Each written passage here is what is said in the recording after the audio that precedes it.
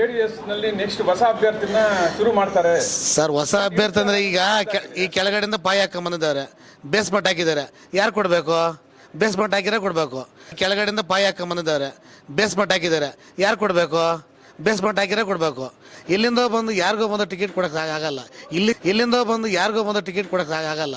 ಇಲ್ಲಿ ಕಾರ್ಯಕರ್ತರು ಇರ್ತಾರೆ, ಇಲ್ಲಿನ ಮತದಾರರು ಇರ್ತಾರೆ. ಇಲ್ಲಿಂದ ಸಮೀಕ್ಷೆ ಮಾಡಿ ಅದರ ಆಧಾರ ಮೇಲೆ ಟಿಕೆಟ್ ಕೊಡ್ತಾರೆ. ಈ ರೀತಿ ಏನಾದರೂ ಆಗ್ಬೋದಾ? ಹೊಸ ಅಭ್ಯರ್ಥಿನ ಆಯ್ಕೆ ಮಾಡ್ಬೋದಾ? ಇಲ್ಲಿ ಯಾವುದೇ ಕಾರಣಕ್ಕೂ ಆಗೋ ಚಾನ್ಸಸ್ ಇಲ್ಲ.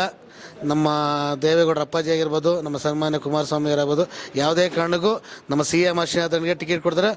ನಮ್ಮ CM ಅಶ್ವನಾಥನಿಗೆ ಟಿಕೆಟ್ ಕೊಡ್ತಾರೆ 100% ಸತ್ಯ. ಯಾಕಂದರೆ ಪಕ್ಷ ಕಟ್ಟಿದ್ದಾರೆ, ಪಕ್ಷ ಉಳಿಸ್ಕೊಂಡು ಹೋಗ್ತಿದ್ರೆ, ಅದಕ್ಕೋಸ್ಕರ ಅವ್ರಿಗೆ ಕೊಡ್ಬೇಕಂತ ನಮ್ಮ ಎಲ್ಲರದ್ದು ಕಾರ್ಯಕರ್ತರದ್ದು ಒಂದು ಆಕ್ರೋಶ. ಇನ್ ಕೇಸ್ ಏನಾದರೂ ಕೈ ತಪ್ಪಿದ್ರೆ ಏನು ಮಾಡ್ತೀರಿ ಸರ್ ತಾವು? ಸರ್, ಕೈ ತಪ್ಪಿದ್ರೆ ಚಾನ್ಸ್ ಇಲ್ಲ. ಆದರೂ ಪಕ್ಷ JDS ಪಕ್ಷ ನಾವು ನಿಷ್ಠಾವಂತ ಕಾರ್ಯಕರ್ತರು ಇದ್ರೆ JDS ಪಕ್ಷಕ್ಕೆ ನಿಷ್ಠಾವಂತ ದುಡಿತಾ ಇದ್ವಿ. ಪಕ್ಷ ಏನು ತೀರ್ಮಾನ ಅದ್ರ ಬದ್ಧವಾಗಿರ್ತದೆ. ವೀಕ್ಷಕರೇ, ಇಂತಹ ವಿಡಿಯೋಗಳು ನೋಡಬೇಕಾದ್ರೆ ಐಡಿಯಾ ನ್ಯೂಸ್ ಅನ್ನು ಸಬ್ಸ್ಕ್ರೈಬ್ ಮಾಡಿ, ಶೇರ್ ಮಾಡಿ, ಲೈಕ್ ಮಾಡಿ.